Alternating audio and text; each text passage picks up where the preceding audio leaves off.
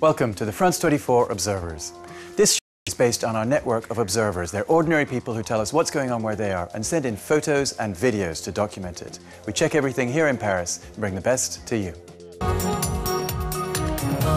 We begin today in Egypt, post-Hosni Mubarak. The country is being run by the army and will be until elections are held. There's growing frustration at the pace of reform, and that has boiled over into violence. It happened at a march by Coptic Christians. They say the generals aren't doing enough to stop attacks on their churches. The military cracked down hard, and at least 25 people were killed. Our observer was there and could not believe he was seeing the same kind of repression that he'd seen during the revolution 8 months ago. We head to Cairo with our observer Khaled Hamdi. The army's crackdown was very severe. It was violent. The armoured cars drove straight into the crowd. Lots of people were injured. I couldn't believe what was happening. You might have thought that after the revolution there would have been less tension between Christians and Muslims, and between Christians and the authorities. But no, that's not what's happened at all. During the revolution there were no clashes like this, no fighting between Christians and Muslims. Everyone was united. The army and the police haven't changed. They're still just as brutal as they were under Mubarak. The media haven't changed either. They're not telling the truth. There were Christians killed, and they didn't talk about it on TV. They said it was the demonstrators who fired on the police.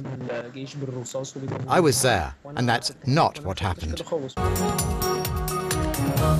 Our next stop, Kabul, Afghanistan. It's been 10 years since the Taliban were kicked out, but the Afghan capital has remained a pretty conservative place. Only now, this month, is the city enjoying a rock festival, its first since 1975.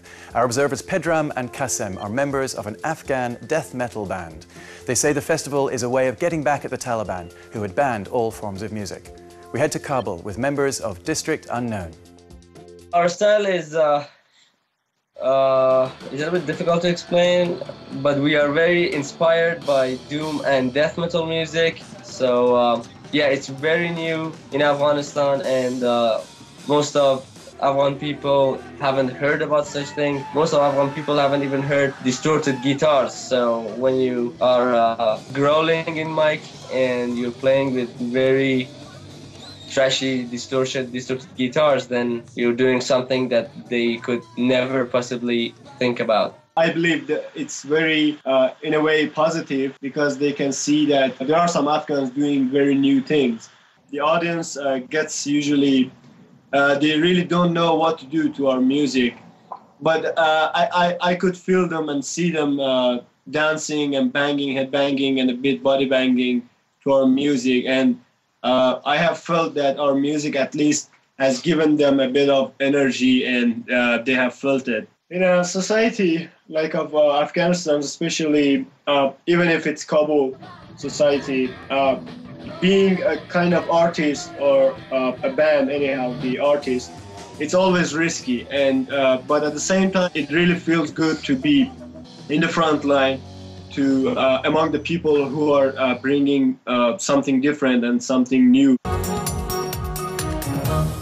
Next up, a look at some of the images sent in this week by our observers. We begin in Chiang Mai, northern Thailand, with Nuttapurn Surapitiyanon. Thailand has been suffering some of the worst floods in its history, with more than 100 people killed. Nuttapurn sent us these images of her parents' house after the rain. She is now holed up on the second floor of the house. She says there are dangerous animals all around.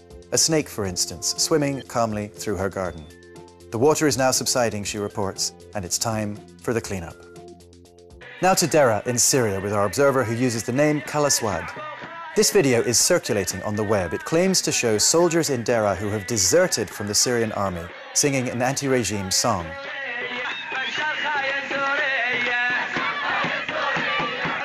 But the video is fake. We showed it to Kalaswad. He confirmed it was shot in Dera and even recognized one of the soldiers. But he knows for sure that the soldier in question is still loyal to the regime of Bashar al-Assad. The soldiers are actually singing a pro-Bashar song, but whoever posted it on YouTube switched the music. It's impossible to know whether he wanted to mislead people, but since our report, he's changed the posting to make it clear he added the music himself. It's a reminder to check everything that is posted online. Finally, some more hard rock, classic Metallica, courtesy of the Mini Band in England. The singer and guitarist are 8, drums and bass 10.